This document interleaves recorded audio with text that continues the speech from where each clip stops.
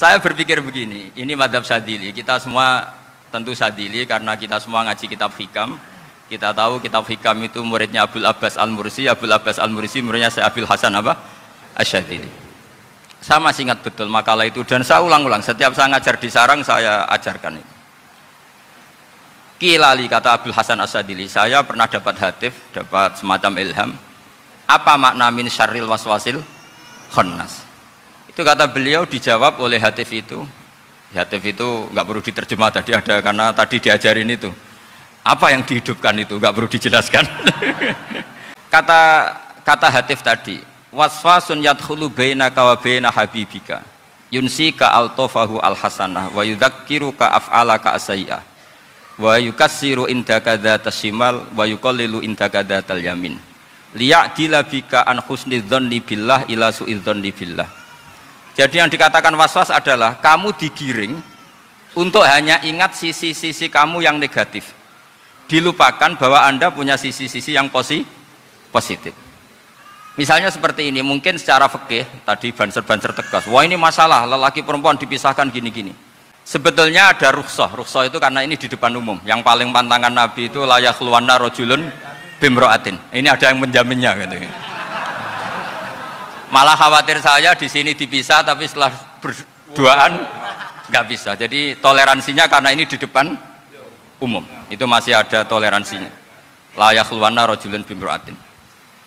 Begitu juga ketika kita dosa, misalnya kita dosa. Orang Islam setiap dosa itu pasti ingat salahnya, kemudian istighfar. Dan ketika satu kebaikan dibandingkan keburukan, itu kata semua ulama, karena sayyi'ah itu bernilai 1, kebaikan bernilai apa? 10. Itu masih surplus berapa? 9. Jadi itu cara berpikir Abul Hasan Asy-Syadzili. Kenapa kamu harus berpikir positif tentang Tuhan? Sekali berpikir tentang negatif, itu bahaya betul. Misalnya begini, kamu berpikir tak rewangi, jadi kiai, sujud, rukuk, ternyata aku tetap lebu neraka, gunanya apa? Itu menurut saya kan nggak punya akal. Sujud itu satu kelaziman menghamba kepada Allah. Normalnya seorang hamba itu ya sujud. Kemudian gara-gara kamu ingin masuk surga, terus logika kamu dibalik, gunanya apa saya sujud? Ternyata saya masuk neraka. Itu pertanyaan yang benar-benar bodoh dan itu menjadikan Allah benci. Logikanya dibalik begini. Ini saya ngomong serius karena ini bentuk kemenangan saya ini bentuk kemenangan saya. Saya berkali-kali ngomong di kota pelajar di Jogja karena banyak pengujinya juga, bukan sekedar pendamping tapi penguji. Banyak yang profesor, bukan sekedar doktor, banyak yang profesor. Begini, saya pernah ditanya sama seorang dosen, Gus, saya ini ngaji hadis banyak, tapi ada yang saya tidak paham, yaitu mangqala la ilaha illallah dakhalal jannah, ada kalimat wa in zana wa in saraka. Meskipun pernah zina, pernah maling. Ini kan seakan-akan mentoleransi perzinaan dan pemalingan. Terus saya bilang, oh makna hadis itu seperti ini. Jadi kebenaran absolut, kebenaran yang mutlak itu tidak akan terganggu oleh status perilaku seseorang. Saya berkali-kali memberi contoh. Orang yang ditangkap KPK akan bilang 1 tambah 1 2. KPK-nya juga bilang 2. Rivalitas dalam politik, Pak Prabowo ya bilang 2, Pak Jokowi juga bilang 2. Artinya gini, kebenaran yang absolut adalah kebenaran yang siapapun akan meyakini seperti itu. Seperti 1 ditambah 1 2. Kamu punya musuh bilang 2. Nah, kebenaran yang absolut itu kebenaran yang siapapun pasti mengakui. Dan uniknya begini, saya pernah ngaji acara himmah, acara pondok sarang di Demak. Kalau kamu bilang 1 ditambah 1 menjadi 2, untuk mengatakan 2 itu kamu butuh hadiah enggak? Mereka semua jawab enggak. Kita semua enjoy saja mengatakan tembok itu putih. Kenapa? Karena memang putih. Kita mengatakan 1 tambah 1 2 karena memang kita tanpa presentasi dapat hadiah, dapat penghormatan. Kenapa untuk mengatakan Allah itu Tuhan kita butuh surga? Memangnya kalau tidak ada surga Allah tidak jadi Tuhan? Ini problem orang soleh-soleh yang terlalu pesimis. Makanya nanti orang-orang soleh itu masuk surganya berat. Tapi kalau orang alim lebih gampang kira-kira seperti itu. Iya, karena kan imannya lebih bagus. Dalam hadis qudsi Allah ini yang dibuli orang-orang soleh. Laulam akhluk jannatan wala naron alam akun ahlan an uto'a, dalam hadis qudsi itu. Kalau saja saya tidak menciptakan surga dan neraka, apa saya tidak jadi Tuhan yang perlu ditaati? Apa kalau kamu tidak saya kasih uang 1 juta terus bilang 1 tambah 1 11? Enggak kan? Tetap bilang berapa? 2. Kalau kebenaran absolut yang 1 tambah 1 kamu bilang 2 meskipun tanpa mendapat hadiah. Kenapa untuk bilang Allah Tuhan kamu butuh hadiah surga? Itu kan serah ikhlas belas. Makanya saya terus mengajarkan ikhlas. Ikhlas itu bisa dilatih dengan akal, dengan pikiran, bil ilmi lah. Harus dilatih. Nah di sini ini momen atau makna yang mestinya harus difahami wa inzana bahwa kalimat ini sah meskipun dilafatkan seorang yang pernah zina. Sama seperti 1 tambah 1 2 sah, diucapkan siapa saja sah. Dan siapapun akan mengucapkan itu secara ikhlas. Ini penting saya utarakan. Sehingga setelah ada firqah-firqah takfiri yang mengatakan orang megang keris itu syirik, ke kuburan syirik, ini syirik. Itu salah besar. Salahnya adalah tadi kalimat-kalimat atau kebenaran-kebenaran absolut ini sudah jadi sibghata wa man ahsanu minallahi sibghah. Kalimat ini begitu absolut di hatinya orang mukmin.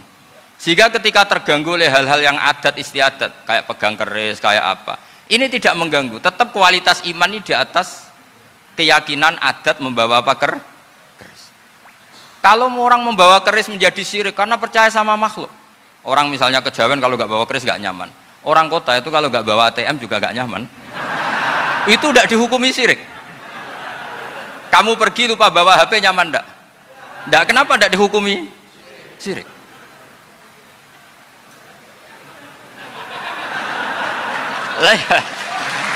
Jadi ini logika-logika. Jadi makanya ini saya tuh berkali-kali bilang, saya termasuk ulama yang mau bikin gerakan cangkem elek. Karena nanti kalau saya nisbatkan ke Rasulullah itu tidak pantas, karena Nabi ahsanan nasi khalqaw wa khuluqa. Tapi saya siap jadi bempernya Rasulullah Shallallahu Alaihi Wasallam. Pernah ada diskusi di Jakarta, ini kisah nyata. Apa dalilnya setelah sholat salaman? Mana hadisnya? Itu dijawab hadisnya tentu kita kesulitan. Kalaupun ada hadisnya dhaif semua yang masalah musafahah. Akhirnya mau tidak mau dijawab pakai cangkem elek. Boleh nggak kamu setelah salam nyalain HP yang off? Boleh. Boleh nggak ke kamar mandi? Boleh. Oh berarti kencing boleh, nyalain HP boleh, yang nggak boleh itu ingat Allah. Karena mereka mengkritik wiridan, ngeritik salam. Akhirnya mikir deh, ada nggak hadisnya orang setelah sholat nyalain HP? Nggak ada kan? Tapi mereka nyalain HP nggak hambatan, tapi untuk salaman masalah kan. Ke kamar mandi boleh, tapi untuk wiridan nggak boleh. Akhirnya mereka sadar, oh iya. Lama-lama dibisi gini yang kelompok itu. Kamu itu korban aliran supaya kamu gak ingat Allah, ingatnya HP-nya. Sehingga orang wiridan kamu kritik, orang nyalain HP tidak kamu kritik. Itu kelompok itu adalah kelompok orang-orang yang supaya orang Islam itu lupa Tuhannya. Itu gerakan cangkem elek, tapi jadikan orang sadar. Jadi ini penting. Jadi kalau kamu tidak bisa bela agama dengan jalan yang lurus karena tidak bakat gitu, nggak apa-apa pakai cangkem elek tadi. Karena nggak mungkin gerakan ini dinisbatkan kepada Rasulullah Shallallahu Alaihi Wasallam. Kalau soal sanad, saya punya sekian sanad tentang itu, tapi tidak usah kamu ikuti. Ada orang tanya, ya Pak Kiai, kalau setan dibakar di neraka panasan enggak? Ya panasan. Lo kan setan dari api, ngapain harus panasan? Kan materinya sama. Terus Kak Kiai tadi gak kesulitan, dia ngambil pasir, disawero di wajahnya. Wah sakit Kiai, kamu kan dari tanah, kena tanah kok. Jadi itu ada sekian, artinya gini ya, kalau kesulitan jawab pakai baik-baik ya sudah pakai cangkem elek itu aja kan. Tapi tentu kan gerakan ini tidak mungkin dinisbatkan kepada para nabi. Tapi saya pastikan meskipun nggak bisa dinisbatkan kepada para nabi dari segi cangkem elek tadi, tapi secara semangat itu sama. Saya punya sekian contoh. Bener Gus Rizal tadi gojok saya sengawur-ngawurnya itu masih punya sanad. Itu pas saya ngawur pun masih punya apa? Sanad. Nabi Ibrahim itu ketika faja'alahum juzatan illa kabirallahum itu si berhala paling besar dikasih kapak. Ketika mereka geger, ini siapa? Kata mereka, sami'na fata yadhkuruhum yuqalu lahu Ibrahim. Ya kira-kira Ibrahim lah gitu. Terus Ibrahim didatangkan, siapa yang melakukan ini semua? Ini jawaban Nabi Ibrahim, bal fa'alahu kabiruhum hadza. Ya tanya yang bawa pedal, saya kan tidak bawa kan. Terus kata orang-orang, otak kamu itu di mana? Masa berhala disuruh nanya, kan nggak bisa ngomong. Ibrahim kembalikan, uffil lakum walima ta'buduna min dunillah. Lalu otak kamu di mana? Sudah tahu nggak bisa ngomong kok disembah gitu. Itu ada kata uffin loh. Uffin itu kalau diterjemah kira-kira ya Ya agak-agak jancuk gitu. Kira-kira seperti itu. Dulu melawan kebatilan itu harus pakai logika yang vulgar. Karena memang nggak mungkin dengan bahasa-bahasa priayi itu nggak mungkin. Dan ini penting saya utarakan. Nah, kalau nanti nggak mungkin dinisbatkan kepada Rasul karena Nabi adalah ahsanan nasi khalqa wa khuluqa, kita yang ngambil alih saja. Karena memang itu cara kita menjelaskan kebenaran. Saya ulang lagi, itu cara kita menjelaskan apa? Kebenaran. Mau tidak mau. Saya pernah ditanya sama seseorang, Gus, beberapa nabi itu kan poligami. Poligami itu bukti hipersek. Karena yang tanya itu orang nasionalis yang nggak pati senang Islam. Terus tak balik tanya, perempuan itu makhluk lemah enggak? Ya lemah. Kalau nolong lama satu itu gimana? Ya baik. Kenapa nolong dua jadi tidak baik? Harusnya kalau nolong tiga tidak baik. Tapi saya tidak dukung poligami. Ini cerita. Setidaknya mereka jadi ingat. Saya itu pernah ditanya agak-agak orang ateis. Dia benci Islam tapi neliti Islam. Pertanyaan kedua, kenapa dalam perang itu seakan-akan Nabi itu perampok? Hartanya orang kafir disita kemudian menjadi ghanimah. Itu kan kayak ngerampok. Terus saya tanya gini, kalau ada penjahat ke rumah kamu kemudian pakai senjata api, setelah kamu ringkus, itu senjata api kamu kembalikan apa kamu sita? Oh ya saya sita, kalau tak kembalikan dipakai ngerampok lagi. Ya sama seperti itu, kalau kekuatan mereka dikembalikan akan dipakai kekuatan mereka lagi. Jadi ya lagi-lagi ini kemenangan orang serius.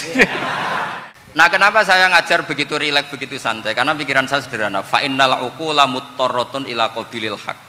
Akal sehat pasti dipaksa menerima apa? Kebenaran. Sehingga kebenaran itu tidak usah kamu ngomongkan secara serius, secara tidak perlu. Kebenaran itu mudah diterima. Saya itu pernah ngaji berkali-kali di Jogja di mana-mana sampai ada buku seorang dokter nulis tesisnya itu bangga lagi menjadi muslim setelah ngaji saya itu. Karena saya menerangkan itu ringan. Orang Islam itu harus mencintai Allah. Ciri utama cinta itu tidak tegang, rileks. Saya bilang begini, kalau kamu pernah 1 tahun digratisi orang rumah, makanan, kamu kira-kira itu mudah nggak mencintai orang yang berjasa sama kamu minjemin rumah dan kasih makan gratis? Mudah kan? Apalagi kita ini mudah mencintai orang yang minjemin mobil 1 tahun, ngasih rumah 1 tahun, apalagi selamanya. Kenapa kita tidak mudah mencintai Allah yang memberi kita bumi, air, oksigen, semuanya kita dikasih Allah? Akhirnya mereka mikir, wong mencintai seseorang yang ngasih dalam durasi 1 tahun saja mudah, apalagi mencintai Allah yang ngasih kita tanpa batas. Itu disebut walladzina amanu asaddu hubbal lillah. Orang mukmin itu mudah sekali mencintai Allah. Caranya dilatih tadi. Kita mudah mencintai orang yang berjasa sama kita. Kenapa tidak mudah mencintai Allah yang tentu jasanya lebih besar? Karena akhir-akhir ini banyak orang yang terlalu nazir, terlalu apa? Kata Nabi kan basyiru walatu nafiru yasiru walatu asiru. Sehingga saya bikin gerakan. Pokoknya semua orang mukmin pasti masuk surga.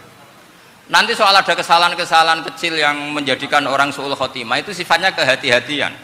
Jangan menjadi hukum. Hati-hati itu tidak menjadi hukum.